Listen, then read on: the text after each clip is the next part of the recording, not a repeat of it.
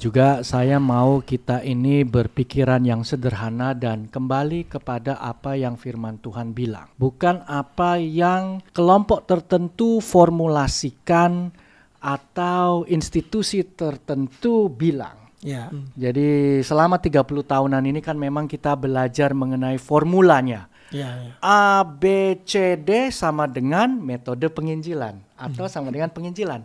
Kalau Anda tidak melakukan A, B, C, D, maka itu Anda tidak dibilang menginjil. Sedangkan formula-formula zaman dulu kan, zaman Yesus, tidak ada itu zaman dulu kan. Kata penginjilan yang sering kita pakai juga, yang diambil seringkali dengan kata kerennya gitu ya, bahasa Yunaninya, Euangelion ya. Itu ya. Itu kan kalau mesti sebutin kata keren begitu kayak teryakinkan, oh ya memang benar itu. Berarti dari firman Tuhan. Nah, satu kata itu memang muncul di 1 Petrus 1 ayat 25. Sering kita mendengar itu rema. Rema itu apa? Firman dari Tuhan, firman Tuhan. Nah, kata Euangelion di sini muncul itu waktu dibilang inilah firman yang daripada Tuhan yang disampaikan kepada kamu. Disampaikan. Kalau bahasa Indonesia udah terbantu dengan kata disampaikan Injil. Nah, di dalam bahasa Inggris itu kayak bunyinya begini ya. And this is the word that was preached to you. Preach to you. Preach apa? Dikotbahkan apa? Dikotbahkan firman Tuhan. Bukan khotbah-khotbah yang lain. Jadi ini konsep penting dasar untuk kita memulai. Mengkhotbahkan, mewartakan firman Tuhan. Bukan formula. Ya, bukan formula atau konsep tertentu.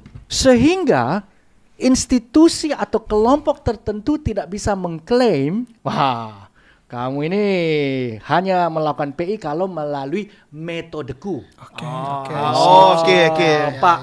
Pak Timothy ini bukan melakukan penginjilan benar karena Anda mempraktekkan metode lain. Yang terkadang ini metode PI ini jadi kompetisi. Siapa yang paling hebat, siapa yang paling benar. Yesus kan bilang nih sebelum dia terangkat ke surga. Apa sih yang dia bilang? Kisah Para Rasul 1 ayat 8. Alkitab bilang ya, tetapi kamu akan menerima kuasa kalau Roh Kudus turun ke atasmu dan kamu akan menjadi saksiku di Yerusalem dan Yudea dan Samaria dan ujung bumi. Saksiku di situ adalah, supaya singkat gitu ya, Yesus bilang begini, apa yang kamu saksikan, alami, rasakan bersama-sama dengan aku, saksikan kepada yang lain. Zaman dulu kan nggak ada tuh metode A, B, C, D. Betul. Jadi Yesus bilang, lu ngelihat apa selama 3 tahunan ini? Kamu ngelihat aku rendah hati, kamu ngelihat bagaimana aku menyembuhkan yang sakit, pengalaman rohanimu. Jadi kalau zaman sekarang kan, lo Yesus kan nggak ada tuh. Jadi kita gimana dong? Kembali lagi ke Anda belajar firman Tuhan, Anda beribadah, belajar firman Tuhan. Apa yang Anda rasakan dari kegiatan kerohanian ini, Anda saksikan, Anda kasih tahu kepada yang lain. Jadi menurut pendapat saya yang sangat alkitabiah, nggak setuju juga nggak apa-apa deh. Anda menjadi saksi Tuhan, mempreach, mengkhotbahkan, mewartakan firman Tuhan kepada mereka. Ya itu nantilah ya. Ya, intinya Anda mewartakan firman Tuhan, bukan formula, bukan metode tertentu. Paulus bilang ya sama muridnya, imitate me. Minta maaf bahasa Inggris duluan. Imitate me as I imitate Christ. Lihat contoh kehidupanku sebagaimana aku mencontohi Yesus Kristus. Jadi kan Paulus juga bilang sama murid-muridnya, Anda nggak usah mengikuti metodeku, nggak, tapi mengikuti teladan aku bagaimana ngikutin Kristus. Kau ikuti teladanku. Jadi dan itu kau saksikan kepada yang lain. Anda harus belajar firman Tuhan. Ya. Jadi rajin baca firman. Lalu men-sharingkan firman itu kepada yang lain. Jadi apa yang Anda pelajari hari itu atau kemarin, tapi jangan 1 tahun yang lalu ya. Itu udah expired gitu. Itu kerohanian kita itu bukan kayak sekarang, nggak relevan. Jadi apa yang Anda pelajari di firman Tuhan, Anda sampaikan kepada yang lain. Jadi contohnya kalau saya saat teduh baca firman pagi hari, maka secara alami saya akan mau orang lain tahu dong apa yang saya pelajarin. Contohnya misalnya satu waktu saya baca Yesus meredak angin ribut, lalu angin ribut itu ya saya bilang ya di dalam kehidupan ini kan ada banyak angin ribut kehidupan. Jadi Yesus bisa meredahkan segala macam angin ribut kehidupan dari yang saya pelajarin pagi itu. Penginjil itu sederhana sekali ya Pak ya. Bisa dilakukan semua orang ya. Nggak harus hamba Tuhan juga, nggak harus pendeta ya. Bisa semua orang percaya ya. Betul. Karena sebenarnya semua itu sederhana. Cuma kitanya ini yang terlalu kelamaan membuatnya complicated, rumit sehingga akhir-akhirnya nggak dilakukan. Jadi saya juga tidak berpikir masa Tuhan mau kasih kita yang complicated, rumit-rumit lalu tidak dilakukan toh. Nah, kesalahan banyak dari saya pendeta, saya hamba Tuhan. Minta maaf kalau seringkali kami membuat segala sesuatu itu rumit.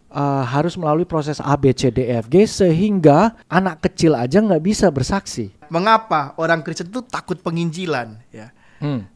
Kenapa kalau begitu ya? Apa overcomplicated seperti yang Pak bilang tadi? Atau mungkin ada alasan-alasan lain ya yang sebenarnya kelihatannya menakutkan tapi sebenarnya biasa aja tuh ternyata ya kan? Nah. Iya, jadi kembali lagi saya mau meminta maaf karena mungkin seringkali saya membuat kehidupan jemaat itu lebih rumit. Sehingga selalu gitu ya jemaat bilang, Pak itu kan Bapak bisa melakukan. Kalau kitanya kan gak bisa melakukan. Jadi ya kita takut lah, seperti Bapak kan bisa ngutip sana ngutip sini. Bapak juga S1, S2, lah kita kan cuma S-teler. SD juga pas-pasan. Jadi satu kerumitan yang hamba Tuhan buat, institusi keagamaan yang kita buat yang membuat orang tidak bisa niru. Jadi sederhananya gini kan, Tuhan Allah kasih satu hukum kepada Adam dan Hawa, itu pun dilanggar toh. Satu aja dilanggar, apalagi dengan kebanyakan rumitnya, complicatednya peraturan-peraturan termasuk training penginjilan. Sehingga membuat orang nggak bisa datang deh, nggak mau datang deh, takut. Yang pertama itu dari segi eksternal ya. Jadi internalnya adalah kenapa Anda tidak penginjilan, kenapa Anda tidak mau bersaksi? Karena Anda tidak tinggal di dalam Tuhan Yesus Kristus. Mungkin Anda rajin beribadah, apalagi di daerah ini. Ampun deh, Senin sampai Minggu, pagi dan malam ibadah lagi. Tapi bisa aja itu ibadahnya cuma rutinitas. Yang saya maksudkan di sini adalah Anda tinggal di dalam Yesus Kristus, jatuh cinta dengan Tuhan Yesus Kristus untuk berbuah. Mengalami gitu ya Pak ya. Mengalami secara pribadi jatuh cintanya dengan Yesus Kristus sehingga Anda berbuah, sehingga Anda melakukannya kan. Jadi kalau saya jatuh cinta sama Yesus, Yesus bilang nggih Yesus. Yesus bilang B. Ya, kalau Anda tidak jatuh cinta dengan Yesus, ya kita kan memperlakukan Yesus seperti satpam akhirnya kan. Iya, betul. Gimana tuh maksudnya Pak jadi satpam? Kita suruh-suruh. Jadi yongos gitu.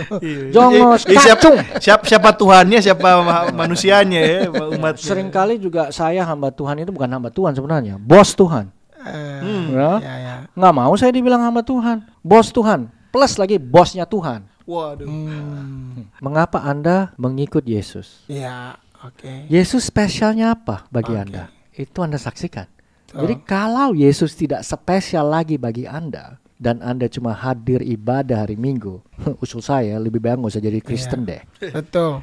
Karena kan kebanyakan orang juga kayak ikut Yesus itu kayak dibuat seperti pertemanan di medsos, Facebook, IG atau subscriber ya kan. Mungkin mereka mereka berteman tapi belum tentu mereka kenal. Betul. Tahu juga belum tentu, tapi ada yang tahu, ada yang belum kenal. Nah, banyak kan begitu ya yang ikut Yesus dari seperti itu. Menarik itu. Berarti perlu jadi pertanyaan kita bersama ya.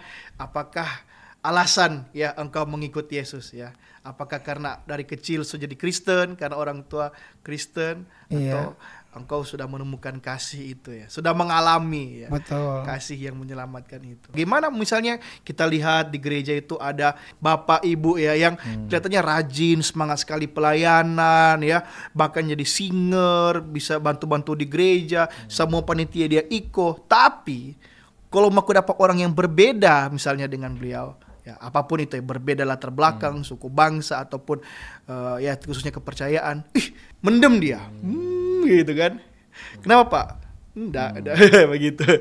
Nah, itu kenapa gua begitu, Pak? Padahal kita kan nggak bisa lihat isi hatinya, tapi kelihatannya ya sangat-sangat cinta Tuhan.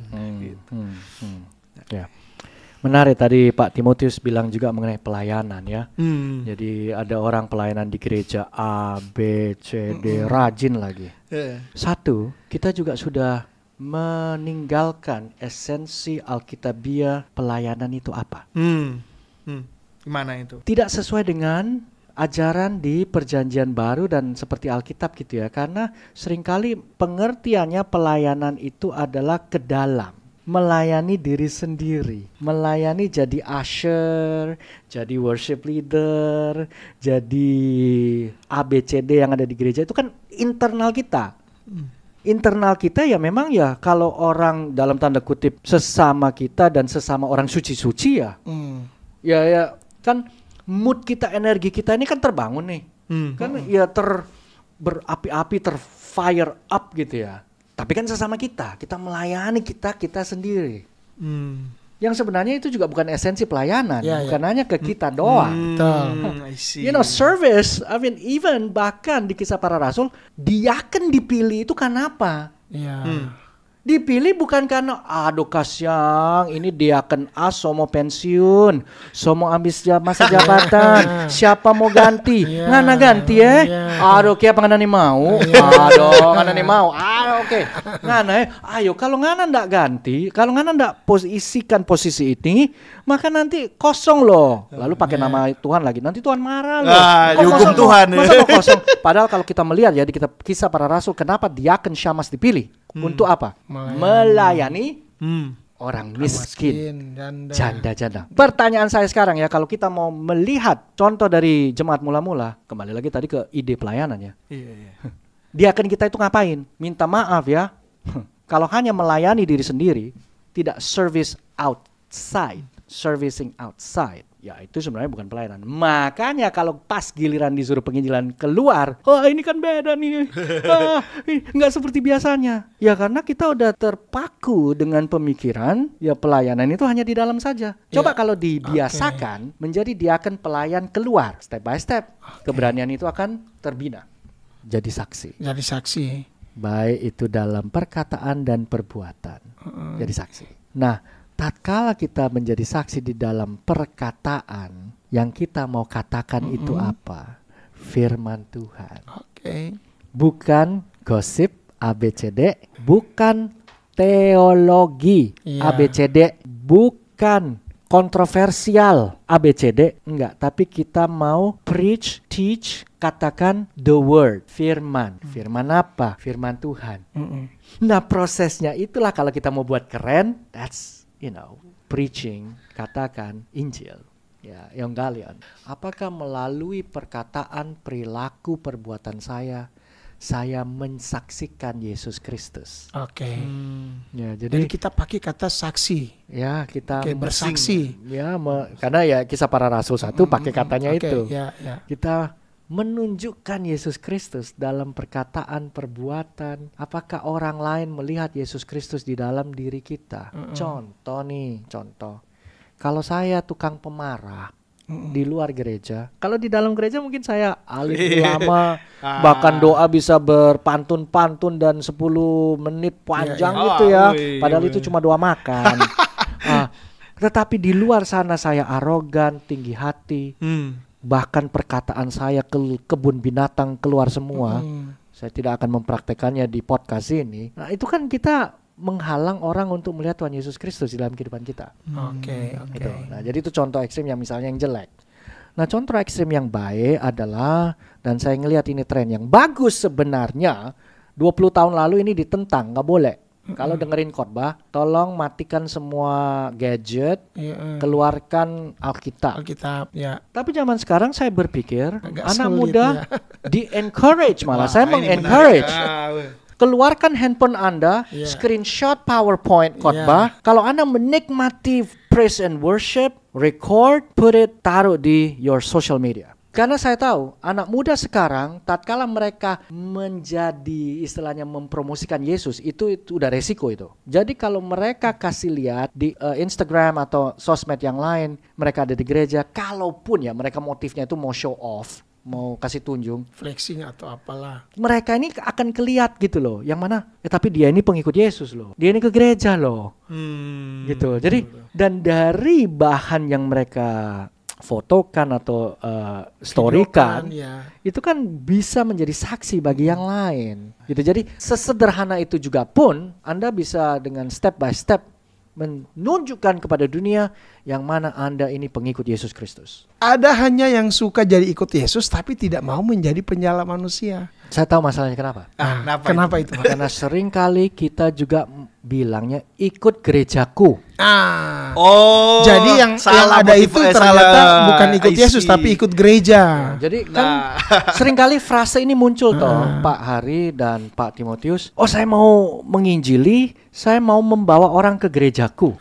Jujur aja deh, berapa banyak sih memang yang orang datang ke gereja itu 100% menemukan Yesus? Ya, kita belak-belakan aja deh ya. Di dalam institusi ini memang ada banyak kelemahan dan keberdosaannya. Nah, jadi kenapa sebenarnya itu penting? Saya senang Pak Andri bilang begini karena ya ikut Yesus berarti menjala manusia. Kalau lu ikut gereja, ya udahlah, ya lu nggak usah menjadi penjala manusia. Penjala gereja. Menambahin jumlah pendatang. Dan dosa hamba Tuhan adalah kita ini mau dilihat kesuksesannya standar dunia. Dengan jumlah, kuantitas bukan kualitas. Kita harus penginjilan supaya apa?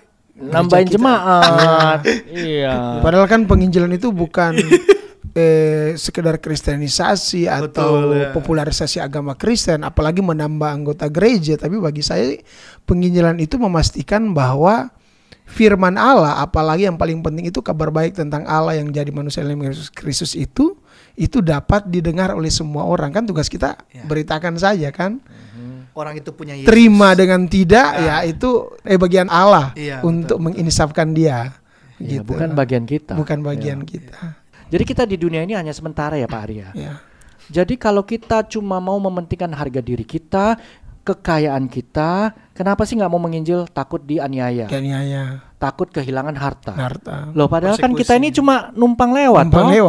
Makanya mungkin kebanyakan yang takut melakukan amanat agung adalah mereka yang sudah kebanyakan harta, status, posisi, lupa yang mana kita akan ke sorga tidak membawa harta kita di dunia ini. Karena itu juga dititip, bukan termasuk jiwa kita. Jadi kita ini hanya musafir numpang lewat. Ya, jadi sebenarnya aplikasinya ya semakin tidak banyak harta di dunia ini semakin bagus. Kasihilah Tuhan Allahmu dengan segala-galanya. First commandment, perintah yang pertama. And then the second thing, yang kedua. Kasihilah sesamamu manusia seperti engkau mengasihi dirimu sendiri. Jadi solusinya adalah kasihilah Tuhanmu ya. Bukan kasihilah your institusi. I love, teruskan sendiri. I love institusi A, B, C, D. Come on guys. Alkitab nggak bilang gitu kok. Alkitab bilangnya kasihilah Tuhan Allahmu. Jadi solusinya menurut saya kalau Anda tidak mengasihi Tuhan Allah, Anda nggak bisa mengasihi yang lain. Jangan kebanyakan asumsi. Jadi kebanyakan asumsi, orang ini akan nolak.